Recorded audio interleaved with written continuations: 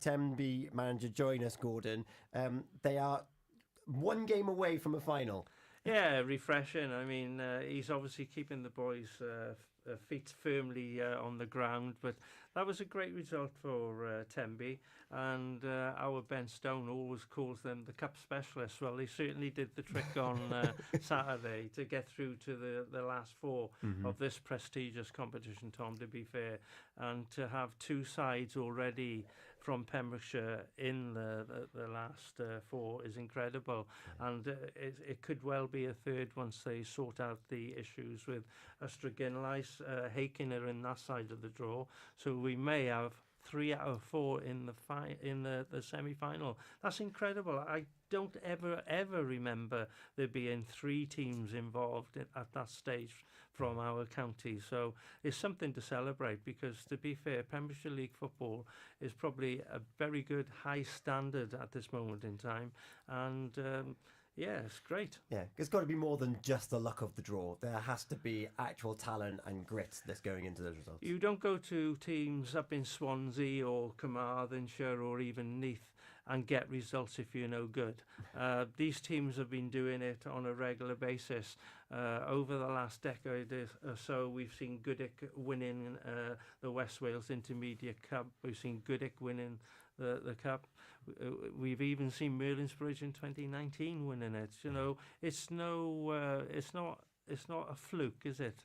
They're there on merit, and they thoroughly deserve that. And I'm hoping that this season that a team from Pembrokeshire will once again prove they are the best in West Wales.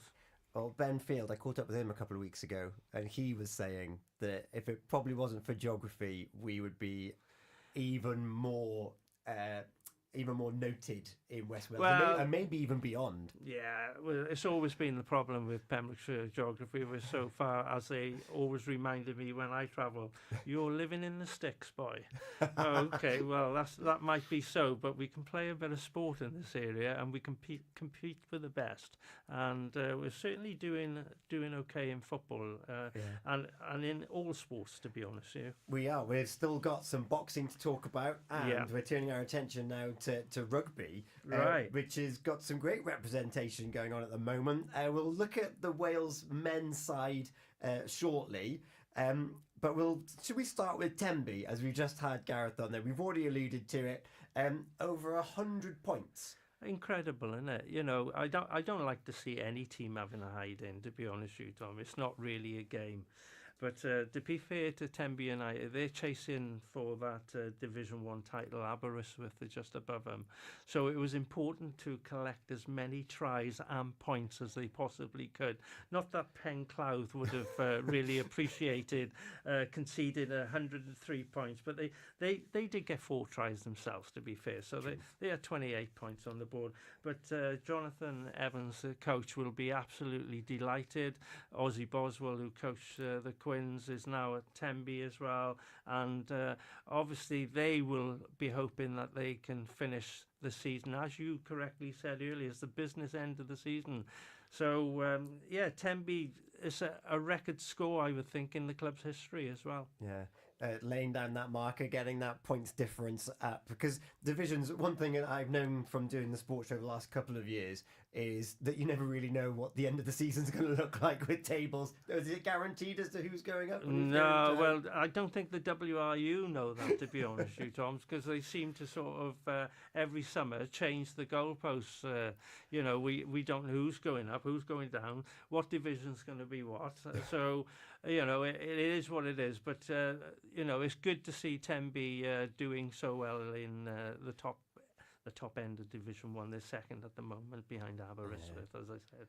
They'll be hoping for a slip up from Aberystwyth. They've also been very consistent in that division.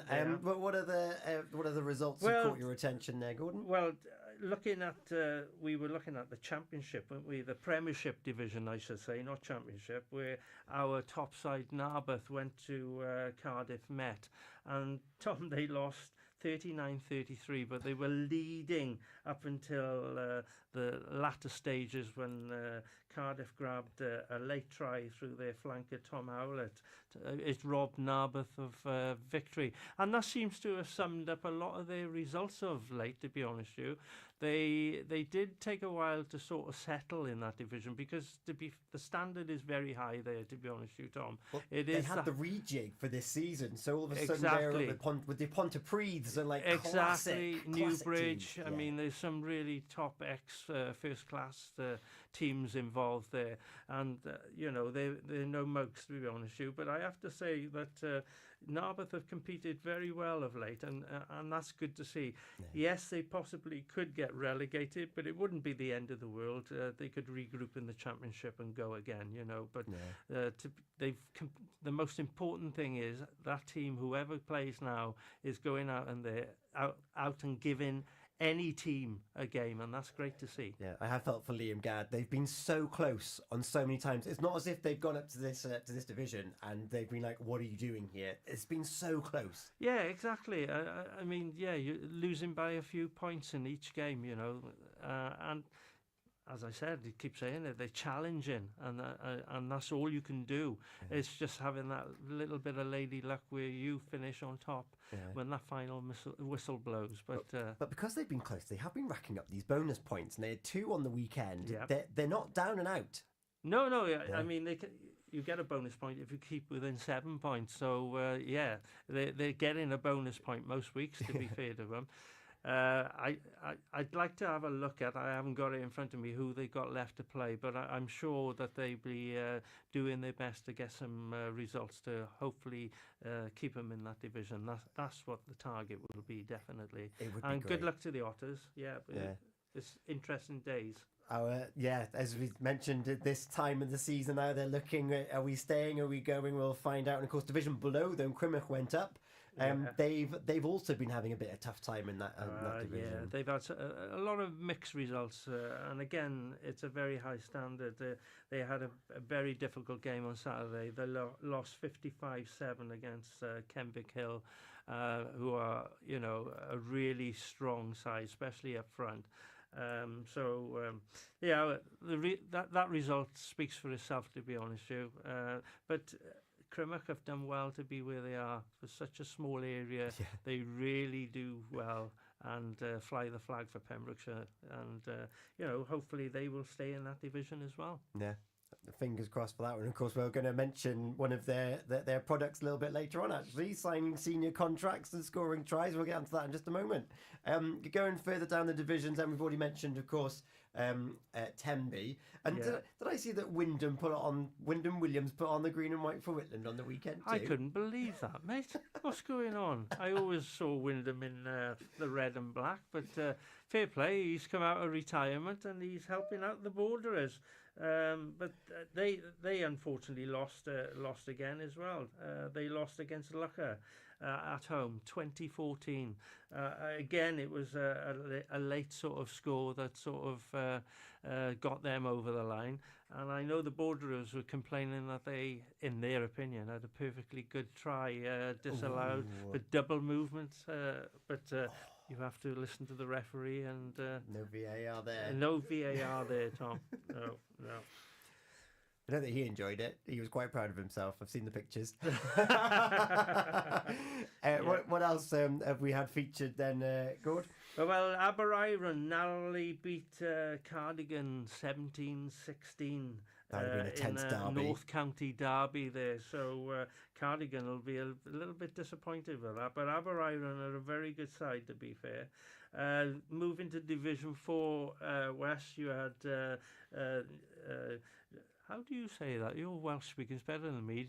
Rugby Emlyn, is it? Or Rugby Emlyn. Rugby Emlyn. Well, they lost at home against Neyland 26-19. Neyland are obviously top of that division and going great guns, to be honest with you. And Langham had a bit of a tank in against Narberth Athletic. That's their second team.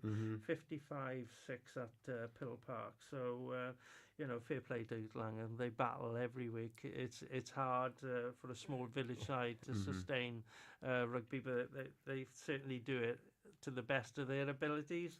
And then Fraser Watson's ex-club, St David's, they lost to Pembroke Quins 29-20 in quite a tough game at Beers Pool. So, the game I went to, actually, Tom, was in Division 3 West. I actually saw the first half against Haverfordwest against Tumble. And Tumble looked rather useful in the first half. They were leading 24-3 at half-time. And that's quite a lead. Yeah, and Haverfordwest had a really uphill task to get anything from it.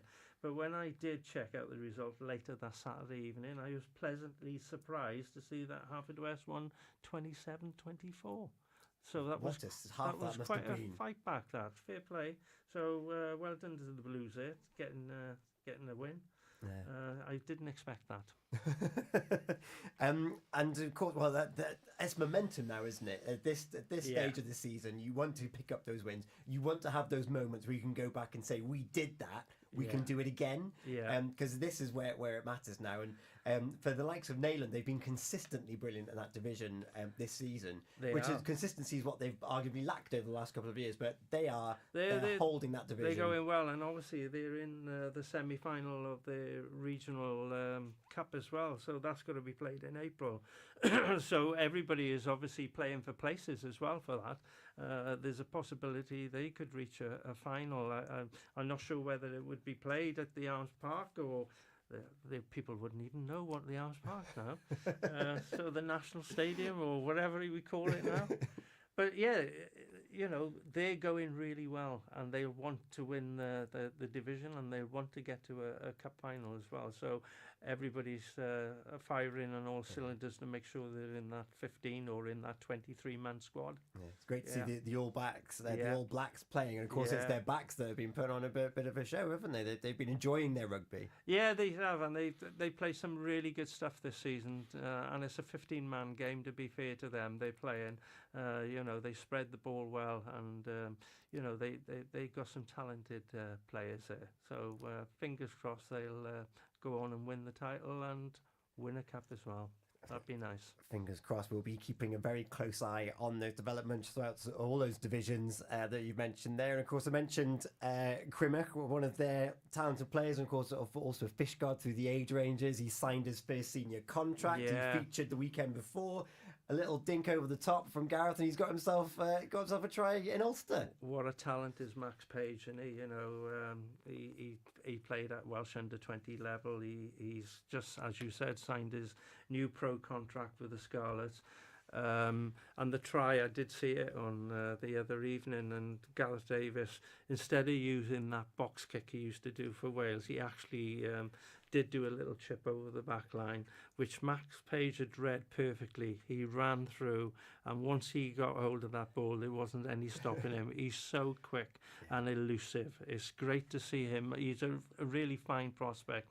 I'm hoping that possibly not this season, but next season, getting the call up for the full national side. If he can keep the momentum going, as you said, keep that momentum going, he's definitely got the talent. Yeah, the Scarlets will be disappointed. They were leading at half-time at the Kingspan Stadium and lost by 2 in the end. But what improved performances are we seeing in the regions in the last couple of weeks? That bodes well as well, Tom. If your regions are going well, your national team will improve as well. And to be fair, the Ospreys got a last gasp win as well. Young boy Walsh kicked a late penalty for them to win, which was great to see. So it all bodes well for hopefully this coming Saturday. Wales going to Scotland. Murrayfield's always a tough place to go, but you have to have faith and a bit of heart and. Come on, Wales, I'm sure we can get one win this season. It would be nice to think it would happen Saturday, but we can't get too carried away, can we? We'll take all the omens we can at the moment. Yeah, too right. And of course, you mentioned Max Page, he's featured at the under-20s. Morgan Morse, I know he's not local, but there's an exciting young talented Welsh players coming through the fold at the moment. There are. I mean, it's, we were talking about Gatland the other week. He has done a great job. But it is just sad the way things ended. And we were all sort of looking at the whole structure of Welsh rugby. There's still a lot of talent around in Wales. There definitely is. We just got to be patient and regroup and I'm sure we'll come good again. Yeah, there was a lot of grit on show last weekend against Ireland. A lot of people were very excited by what they saw, and that determination is that we're not going to be made fools of, and it made for a very exciting game of rugby. I mean, that's what the fans want. They want to see their team competing. They don't want to see them getting hiding and with their heads down. They play with a bit of pride, a bit of hoil. It was great to see against Ireland, and let's be fair, they are the favourites. They're playing France this Saturday. That's going to be a hell of a game, Tom. That will be. But we give them more than a game, and they obviously appreciated a good Welsh team giving them a good game instead of having an easy run out. So things are starting to look up, even so early of Gatland, moving on. Matt Sharrett has done a good job. He's harmonised the group. They seem to be in a good place, and Saturday might spring a surprise. Who knows? Who knows? He actually brought in some 10s. Well, that also helps, doesn't it? Let's be honest. I don't know. There we are. Yeah. I'm going to put you on the spot. Go on then. Wales v Scotland.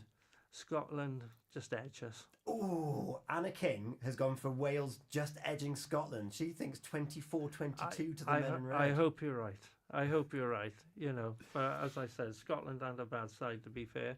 I more fancy us to topple England in the home game. Now, that's the prediction I'm going for. I'm going for Wales to topple England on the last Six Nations game. You've heard it here on your Pure Sports Show. Wales toppling England in that last game. I know we shouldn't say this, but you're going to. But would that just erase the disappointing year that we've had and be like, well, was it the stereophonic song? As long as we definitely would for the fans, Tom. You know that. As long as we beat England.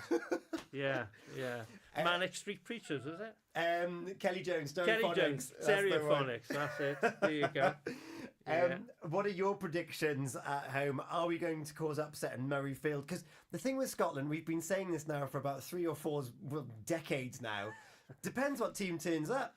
Yeah, well, that's the same with any team in any nation. I mean, if we can get a good solid start against Scotland, put them under pressure, they may crack a little bit. But they're not a bad side, Scotland. Mm-hmm. On their day, they're hard to contain. They got Van der Meer, that strong winger, Finn Russell. They got some stars on their side as well. To be fair, we can't take it too easy. So. We're Wales. We can do it. Yeah. We can do it. We still got a point to prove and a chip on our shoulder. We have, mate. Yeah. I think Wales historically always like being the underdog. Yeah, definitely. You get to throw it around a bit more, be a bit more reckless. Yeah, well, losing 16 games on the bounce, you're going to be an underdog, isn't you? So, let's hope we can get that W. That would be great, wouldn't it? That would be great. We'll be cheering the boys on anyway. Definitely. Win or lose. Excellent. Gordon, thank you so much. I'll be there in my rugby shirt cheering the boys on. Anna's going to be there. Will you be there cheering them on and hopefully getting that first win of the year? Not even the season. We are going to take another moment. When we come back, there's still lots of other sports to look at very quickly. We're going to be looking at boxing. Okay. Croft Twins doing very well. Cricket, AGM. How's that? Fingers in the air. And we'll talking rugby, running out of time. The women's team. Oh, right. We've got a few Pembrokeshire involvements there as well, haven't we? The extended training squad has been announced with 4 Pembrokeshire women representing. Congratulations to them all. It's great to see them selected. And Welsh women's rugby's on the up as well. So if the men aren't doing too well, let's get behind the women. Definitely, and let's get those record crowds in like the women have been enjoying. Exactly, because it does make a difference. Lisa Neumann, Lecky George, Jasmine Joyce, and Courtney Kite, representing. What's in the water in St David's, Gordon? What's the what? There's 3 St David's representatives in that squad. I think I got that right between Jazz, Lisa, and Lecky. There's something in the water. I don't know what it is. It must be, I don't know what they do there. I think they just can't get them out of the Bishops, to be honest with you. That's the problem. It's the hearty cowl in the Bishops. Yeah. We're going to take a moment. We'll be back to finish off the Pro Sports Show before the Pembrokeshire Round just with Dave Golding. He's in conversation with Cliff James, talented cricket player in his day. Okay. We'll find out more after this. It's coming up to, it was gone 10 to 9 already. Pure West Sports Show.